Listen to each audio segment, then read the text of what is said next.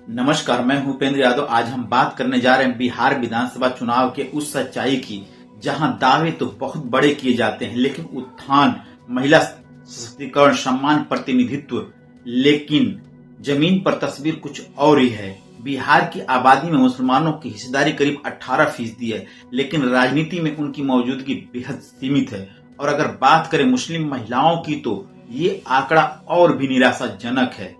इस बार के चुनाव में सभी प्रमुख दलों ने मिलकर 79 मुस्लिम उम्मीदवार मैदान में उतारे हैं, लेकिन इस 79 में से सिर्फ 2 महिलाएं हैं, जदयू की शगुफ्ता अजीम और राजद की इशरत परवीन। बाकी सभी पार्टियां, चाहे वो MIM हो या जन सुराज हो, जिन्होंने मुसलमानों और महिलाओं दोनों की बात सबसे ज्यादा उठाई, किसी ने भी एक महिला मुस्लिम को टिकट नहीं दिया। आंकड़ों पर नजर डालें तो महागठबंधन और एनडीए ने कुल 486 टिकट बांटे, जिनमें से केवल 35 मुसलमान यानी लगभग 7.2%, राजद 18, कांग्रेस 10, वाम दल 2, जदयू ने 4 और लोजपा ने 1 और भाजपा ने भी 1। सीमांचल और अररिया सीट से एनडीए की ओर से उम्मीदवार हैं शगुफ्ता अजीम।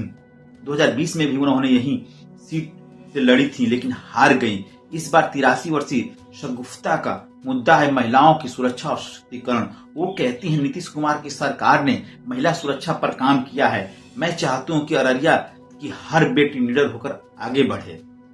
बाढ़, शिक्षा और स्वास्थ्य जैसे स्थानीय मुद्दों पर वे मुखर हैं।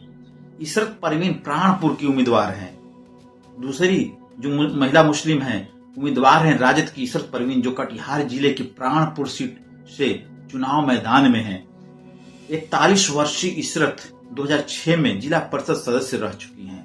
उन्होंने 2010 में एनसीपी के टिकट पर और बाद में 2 बार निर्दल रूप से चुनाव लड़ा। अब 2025 में उन्हें राजद ने टिकट दिया है। उनका मुकाबला भाजपा की निशा सिंह से है और राजद उन्हें स्थानीय और संघर्षशील चेहरा बताकर मैदान में उतार रहा है।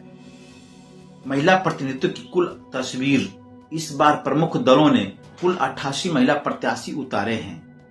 जन सुराज से 25, राजद से 23, भाजपा से यानी जदयू से 13 और लोजपा से 6, कांग्रेस से 5, हम से 2 और वीआईपी से 1। लेकिन इनमें मुस्लिम महिलाओं की संख्या सिर्फ 2 है, यानी बिहार की आधी आबादी और 5वें हिस्से के समुदाय की महिलाएं अब भी राजनीतिक मुख्य धारा से दूर हैं।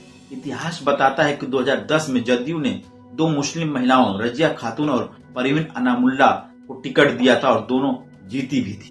लेकिन 2015 और 2020 में यह संख्या घटकर फिर से 2 रह गई और दोनों हार गईं।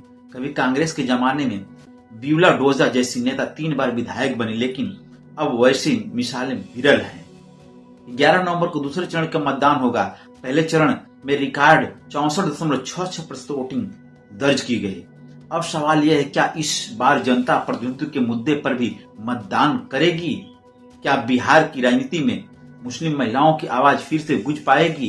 बिहार की राजनीति एक बार फिर वही सवाल दोहरा रही है। कितनी भी भीड़ जुटा लो, अगर आवाजें आधी हैं तो लोकतंत्र अधूरा है। आज जब हर दल सशक्तिकरण की बात कर रहा है, तब आंकड़े बताते हैं मुस्लिम महिला सशक्तिकरण अब भी बिहार की राजनीति के कोने में सिमटा हुआ वादा भर है। मैं उपेंद्र यादव। यह थी बिहार चुनाव की सच्ची तस्वीरें, जहां वादे दावे बहुत हैं, हिस्सेदारी अब भी बहुत छोटी है।